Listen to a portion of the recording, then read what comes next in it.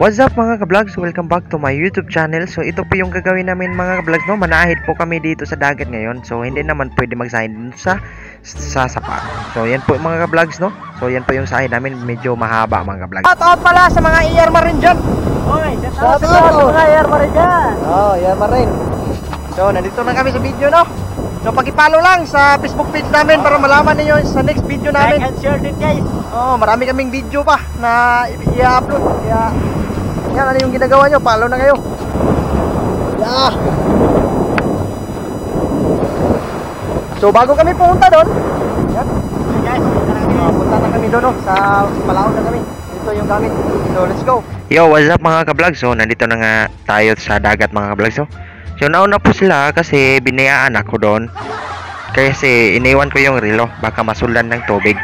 So shoutout ako ulit sa mga kaubanan ako dyan sa trabaho. At nandito na kami ngayon sa dagat. Bago kami magpalaod, bago kami magbangka, ito muna yung video, tingnan nyo. Kasi nandito na ako sa kanila. Diba? Ang bilis. Parang magic.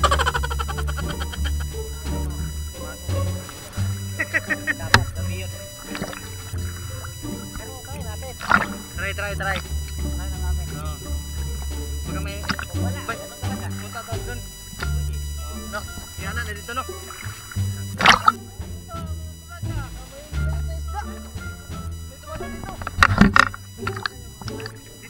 Dito, dyan.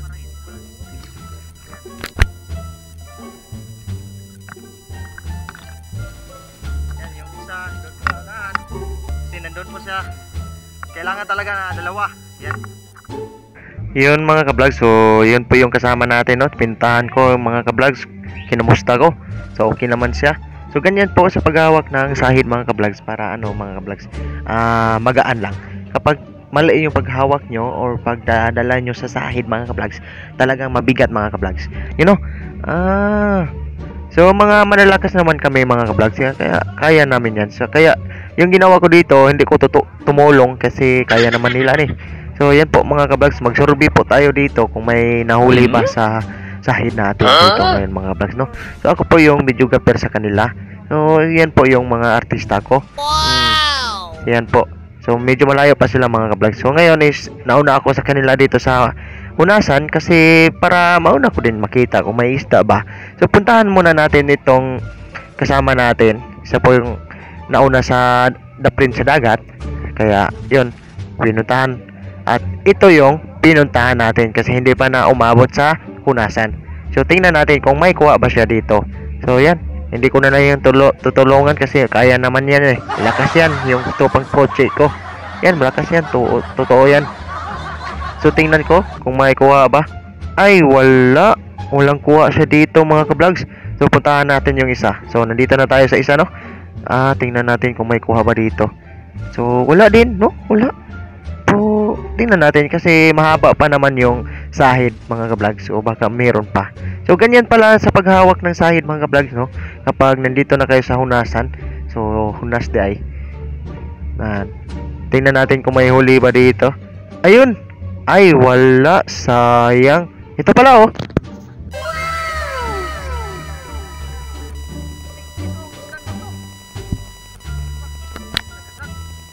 So dito mga ka-vlogs, ako na naman yun humahawak dito mga ka-vlogs. So kami dalawa at kasi yung bumibitat kanina is aalis siya kasi mag-andam siya sa bangka na sasakyan namin.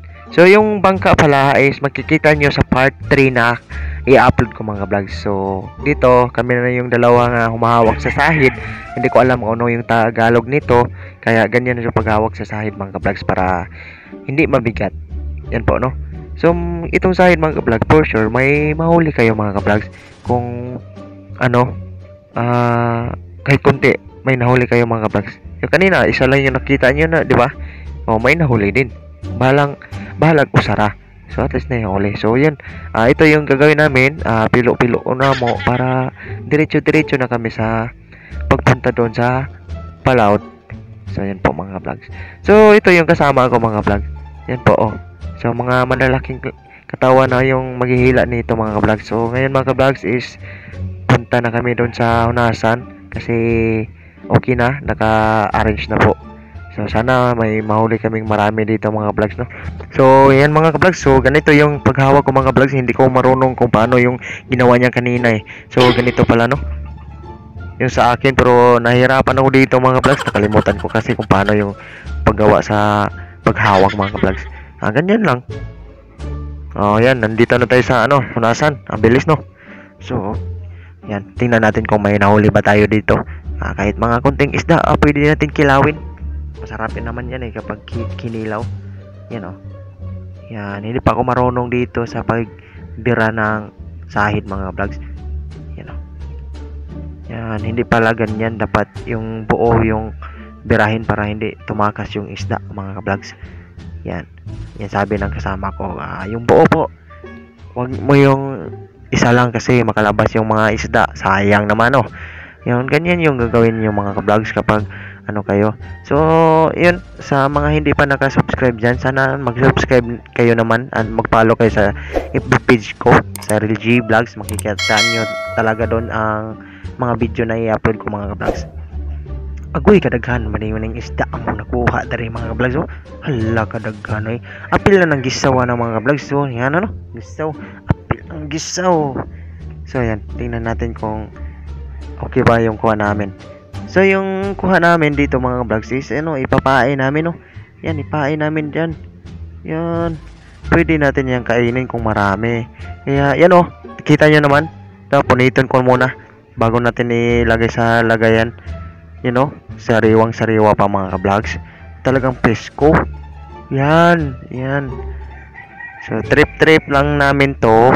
Tapos madami pala Kita nyo naman sa camera ipusin ko to para ipain namin mamaya or sa next part natin na video mga ka-vlogs. So paki-follow lang so subscribe and click na the notification bell para more updated kayo sa mga bagong i-upload ko mga ka-vlogs. Yan nagkarami ng isda, hibis ang tawag dyan sa amin mga ka-vlogs. Malami yan kapag kinilaw.